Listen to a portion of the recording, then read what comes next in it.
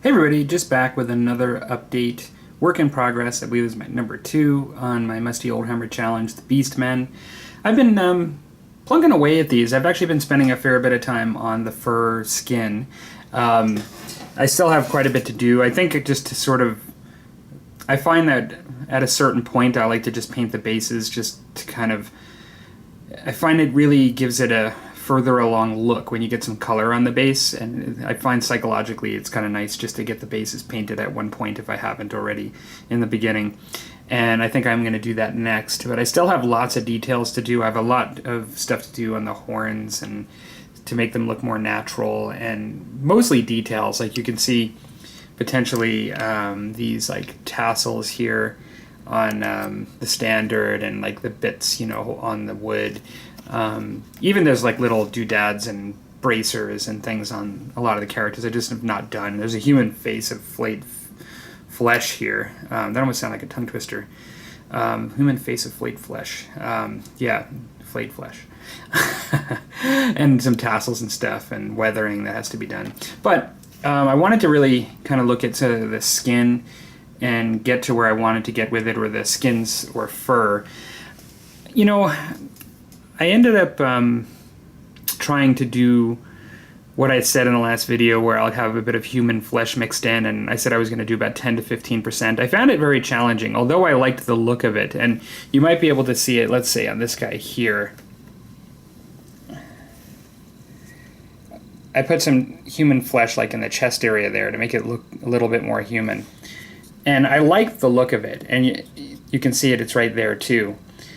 But there and right there.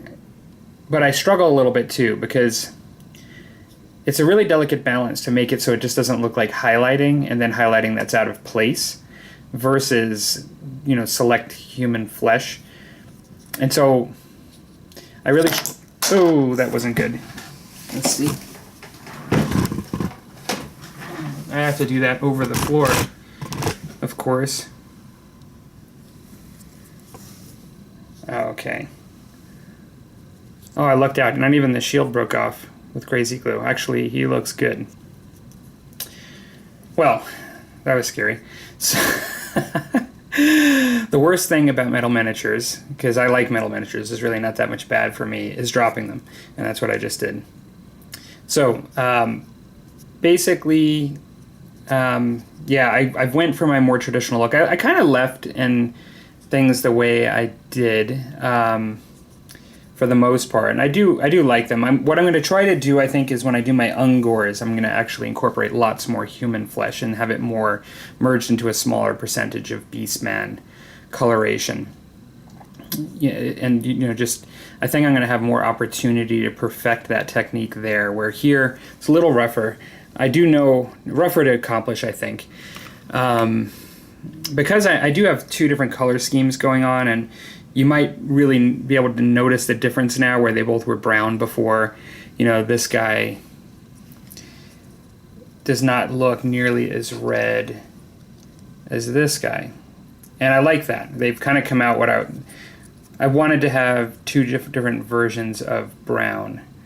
And I think that's coming out good. The gray, I haven't highlighted them up as much as I did on the Mordheim ones. I've kind of kept it a little bit more muted. But I still think they're highlighted pretty well. And you can see I actually have some human flesh right here on them. So it's a little bit of a different tone. But I am happy with how these are coming out. I still have to do sort of my last washes to bring some stuff together, but for the most part, they're kind of out where I want them to be. I really, of the three, I really like this reddish color the best, but I kind of did during when I did the Mordheim ones too. For whatever reason, I just sort of like that coloration. I like in concept, I like the gray one too. I like the idea of having the ones mixed in that have the grayer look, just to add variety. So, still a fair bit to do, but I have been getting some of the bits done. Like I've done like the where I have wraps and various leather and things like that. I've started to add that in, and you know, I've got like sort of the bronze there. A lot of the guys who have like straps on their weapons and armbands and stuff, I've kind of done that.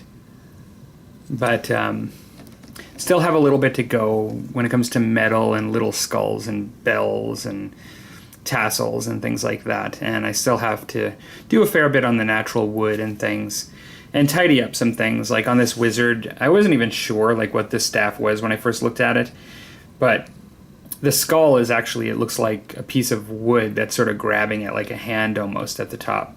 And so I have to clean up that wood. I didn't even realize that's what it was when I first looked at it.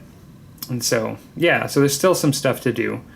But I'm pretty happy with the way it's coming along. It's kind of nice to get some progress on this. I think, as I said, I'm just going to paint up some of the base now just to get some color on there and kind of get it more of a finished look before I start doing more cleanup. And then, as I mentioned, I am going to do, most of the ones with shields are actually in the back here, but like these guys that have the smooth shields, I'm going to do some faces. I think I'm going to try to tailor it a bit, rather than just do pure Chaos Oldhammer faces.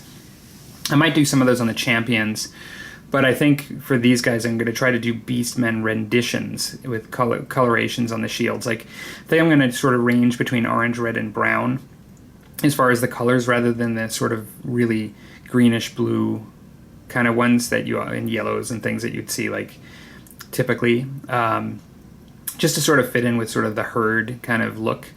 And so I'm gonna kind of stick with that, I think, to try out with this. And yeah, that's pretty much it. That's where I'm at. And so wanted to also mention that we have a Musty Oldhammer show tonight over on Rusty's channel.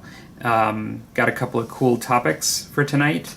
And so join us over at his channel at 8 Mountain or 9 Central. And yeah, we'll be looking forward to seeing people stop by, but it'll be recorded as well, so you'll be able to check it out later if you'd like to. Okay, talk to you later, everybody. Bye.